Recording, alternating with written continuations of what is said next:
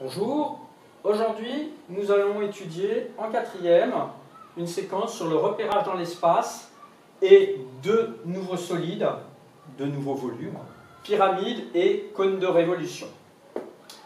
On va revoir essentiellement la perspective cavalière. J'aurais pu mettre aussi qu'on va revoir ce qui touche les coordonnées d'un point dans le plan. On va en avoir besoin. Nous allons découvrir le vocabulaire, cette fois-ci pour se repérer dans l'espace. Abscisse et ordonnées, on connaît. On va voir une nouvelle information, l'altitude. On va se repérer dans un pavé droit, construire et mettre en relation une représentation en perspective cavalière et un patron pour une pyramide et un cône de révolution, et calculer également le volume d'un cône de révolution et d'une pyramide. Une petite photo, c'est un gratte-ciel à Montréal où on voit un ensemble de volumes avec plein de petites pyramides. Premièrement, le repérage dans l'espace dans un pavé droit. Un pavé droit, c'est ce qui a été vu dès la sixième. C'est ce qu'on appelle aussi un parallélépipède rectangle. Donc cette fois-ci, on va avoir besoin de trois coordonnées puisqu'on est dans l'espace. On va avoir l'abscisse et l'ordonnée que l'on connaît quand on se repère dans un plan, dans quelque chose de plat. Et puis, donc, va se rajouter une troisième coordonnée qu'est l'altitude. On peut dire également la cote. Donc ça, c'est une information importante qu'il faut savoir par cœur. On va se prendre un exemple. Donc, grâce à GeoGebra, j'ai réalisé ce schéma où on observe un pavé droit en 3 dimensions, en perspective, A, B, C, D, E, F, G, H, et 3 axes. Alors, bien sûr, on ne peut pas deviner forcément quel est celui qui correspond aux abscisses, aux ordonnées et à l'altitude. Pour ça, il faut que ce soit précisé dans l'énoncé. Donc ici, j'ai mis des codes couleurs pour mieux s'y repérer. Alors, par exemple, on va se dire, pour le point C, quelles sont les coordonnées, donc 3 coordonnées, abscisse, ordonnée, altitude. On respecte cet ordre-là obligatoirement, des parenthèses et la séparation avec des points-virgules. Quand vous avez travaillé à partir de la 5e pour les coordonnées d'un point dans un plan, vous aviez exactement la même chose, moins la coordonnée altitude. On avait abscisse puis ordonnée. Alors on va regarder pour le point C. Il faut bien regarder. On voit d'abord l'abscisse, donc ce sera sur l'axe rouge ici, puisque j'ai mis un codage rouge. Donc le point C, on regarde. Il a pour abscisse 3. L'ordonnée, ça va être sur l'axe vert. On regarde, c'est 4. Et l'altitude, c'est sur l'axe bleu, on est à l'horizontale, donc en fait, on est en 0. Donc on va pouvoir écrire que les coordonnées de C sont 3, 4 et 0. Alors, petit travail supplémentaire. Maintenant, on va faire pour le point H. Sur la droite rouge en abscisse, c'est 0. Sur la droite verte pour l'ordonnée, c'est aussi 0.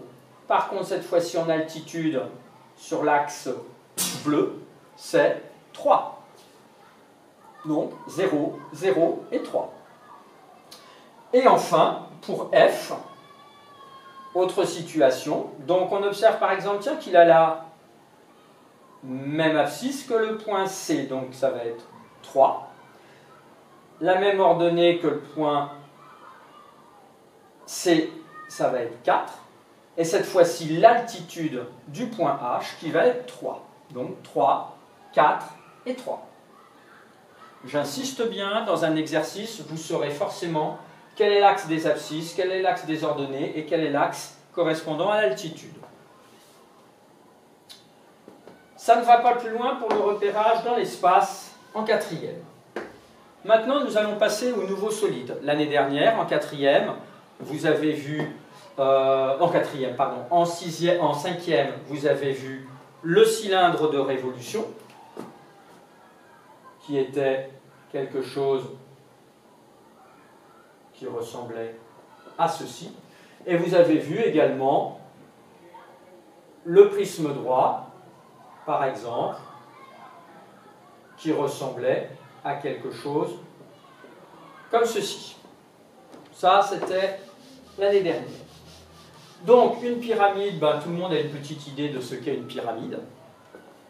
C'est un solide avec une face qui est un polygone, donc une face à plusieurs côtés, ça peut être un triangle, un quadrilatère, un pentagone, un hexagone, etc., qui va être appelée la base.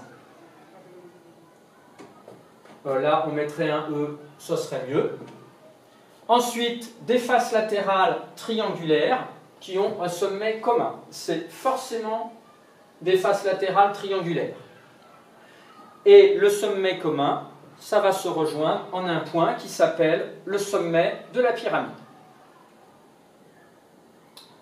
Enfin, la hauteur de la pyramide, au niveau du vocabulaire, c'est le segment qui va relier ce sommet à la base, mais avec un angle droit, puisque ça doit être perpendiculaire. Pour ça, je vous invite à aller sur le site de Daniel Montrard, en cherchant dmontrard.free.fr. Vous avez plein de situations intéressantes que vous pouvez animer, déplacer. Je vous recommande ce site qui est assez exceptionnel. Alors, reprenons les points de définition et on va illustrer ça sur deux figures représentées ici en perspective cavalière. Donc, en bleu, j'ai représenté les bases polygonales. Là, c'est un quadrilatère. On ne peut pas affirmer que c'est un carré, on ne sait pas s'il y a des angles droits. Par contre, on observe que les côtés sont 2 à 2 parallèles et de même longueur, donc on sait que c'est au moins un parallélogramme. Peut-être un carré, peut-être un losange, mais pas forcément. Ou un rectangle même. Là, c'est une base polygonale, c'est une base triangulaire. En rouge, j'ai représenté pour chaque pyramide une seule face latérale triangulaire. J'aurais pu représenter aussi celle-ci, etc. Devant, derrière. Et là, de même, je n'ai représenté qu'une seule face latérale triangulaire. Il y en a forcément autant que de côtés de la base polygonale. 4 côtés bleus, il y aurait 4 faces rouges. 3 côtés bleus, il y aurait 3 faces latérales triangulaires. Le sommet, là où se rejoignent tous ces triangles rouges, et la hauteur qui part du sommet et qui est perpendiculaire. Là, je pourrais représenter un angle droit. Enfin, ici, les arêtes des faces latérales s'appellent aussi des arêtes latérales. Le patron, donc ça vous avez déjà pris l'habitude d'en voir dans les années passées, c'est une représentation dans le plan, donc à plat, de la base et des faces latérales. Exemple, si on prend une pyramide à base carrée, on va d'abord tracer le carré, puis ici, par exemple, si on a une des faces, ici je choisis un polygone régulier avec un carré, donc tous les côtés vont avoir une même longueur et des angles de même mesure, ici, ici, ici, etc. Et les faces latérales vont être à ce moment-là des triangles isocèles qu'on peut tracer au compas. On peut indiquer après les codages. Ça, vous vous entraînerez avec votre professeur. Vous pouvez aussi voir sur le site de Daniel Montrard des patrons en animation. Volume d'une pyramide, c'est assez simple. C'est une formule qui est R de la base fois hauteur divisé par 3. Donc on peut aussi écrire que c'est 1/3 fois R de la base fois la hauteur. Souvenez-vous, un petit lien avec l'année dernière en 5e, quand vous aviez le cylindre ou le prisme droit, c'était R de la base fois hauteur, et c'était tout. Donc c'était cette formule-là. Ça veut dire qu'il y a un lien, il y a une proportionnalité. Par exemple, on veut calculer le volume de cette pyramide. On sait qu'elle a une base carrée de hauteur h égale 2,5 cm. Donc, on va faire V égale 1/3 fois l'aire de la base d'un carré, c'est côté fois côté, côté au carré, fois la hauteur 2,5. Là, ça va faire 1/3 fois 9 fois 2,5. On pourrait, 9/3, ça se simplifie par 3, ça fait 3 fois 2,5, et ça ferait donc 7,5 cm3. Il ne faut pas oublier l'unité.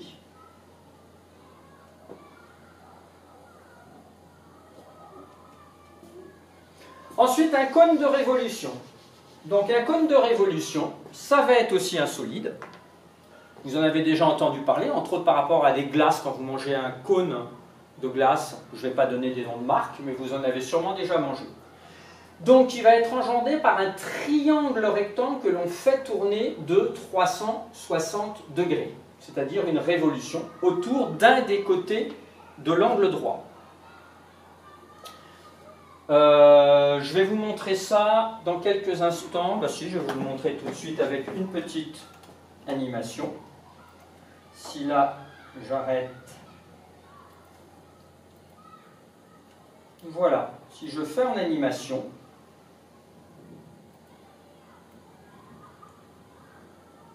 là, je prends un triangle rectangle. Et si je le fais tourner autour, vous voyez là, on voit bien le triangle rectangle en bleu. Et si je le fais tourner autour d'un des côtés de son angle droit, eh bien, j'obtiens un cône de révolution. Là, je suis sur le site de Daniel Mantrard. Et l'année dernière, en fait, vous aviez vu que, par exemple, si je déplace un peu, pour le solide qu'est ici le cylindre de révolution, on faisait tourner un rectangle. Voilà. Une petite animation du site de Daniel Mantrard.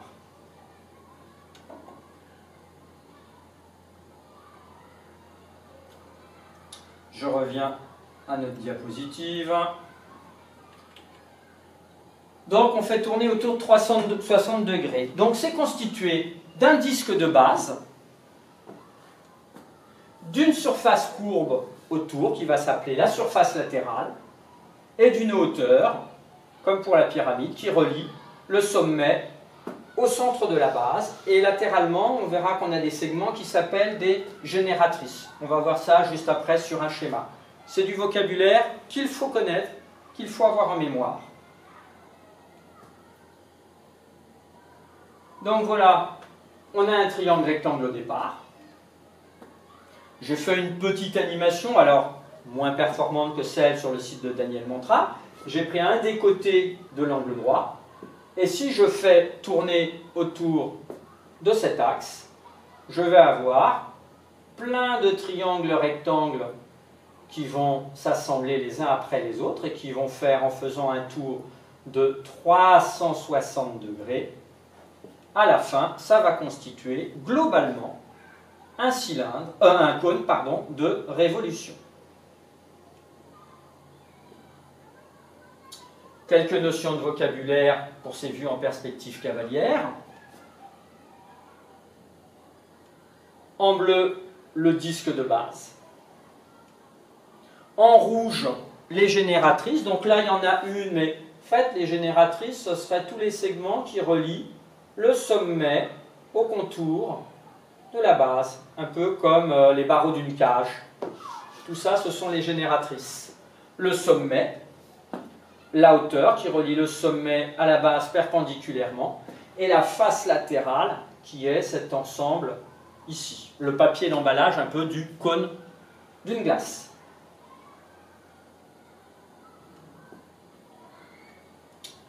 Pour le patron, alors on va se prendre un cône et un exemple, rayon 2 cm, hauteur 5 cm.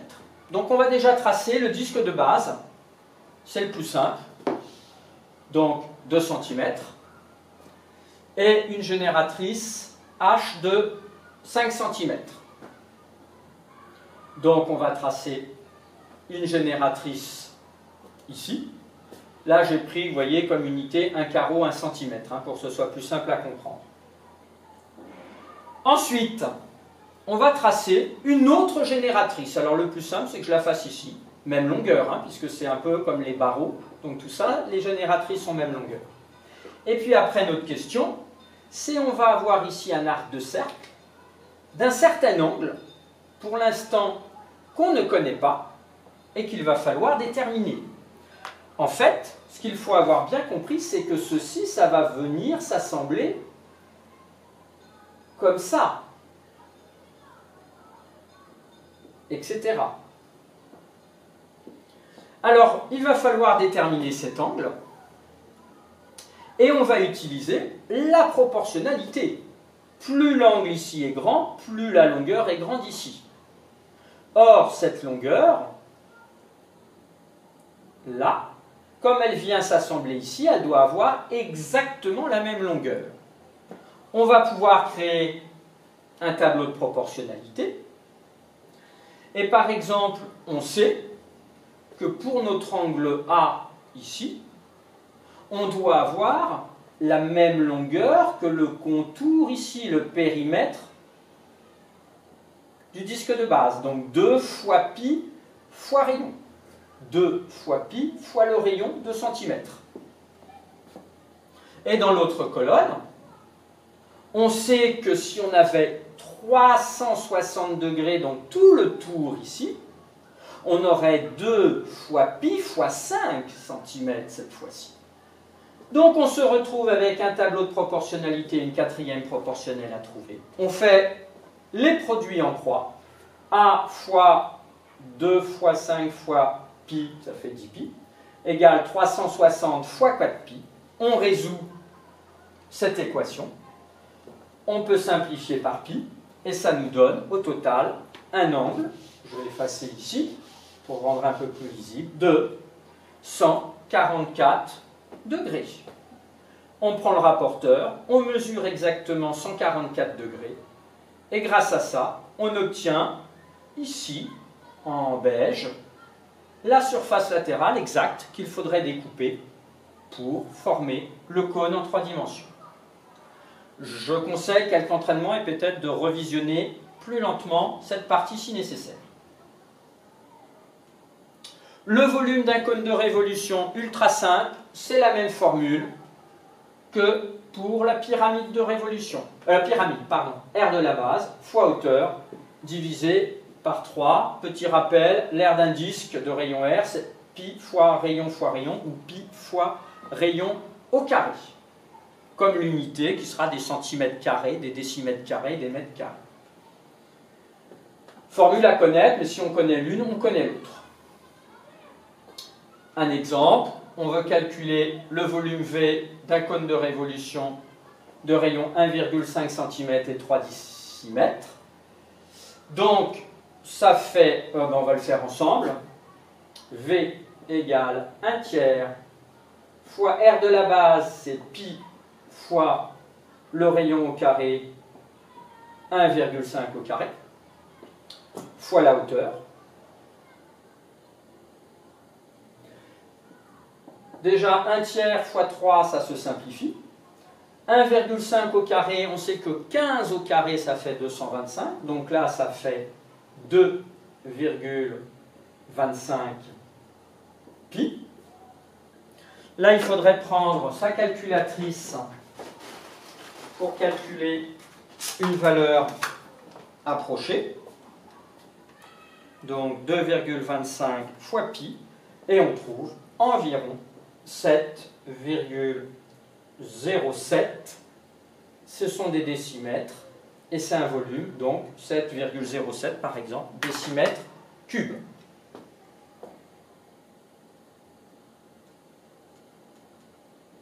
Ah, là il y a une petite erreur. Voilà. Donc voilà pour cette séquence. Maintenant il faut pratiquer, il faut utiliser, réactiver ces connaissances pour qu'elles se consolident dans votre mémoire et n'hésitez pas à poser des questions à votre professeur. Bonne utilisation.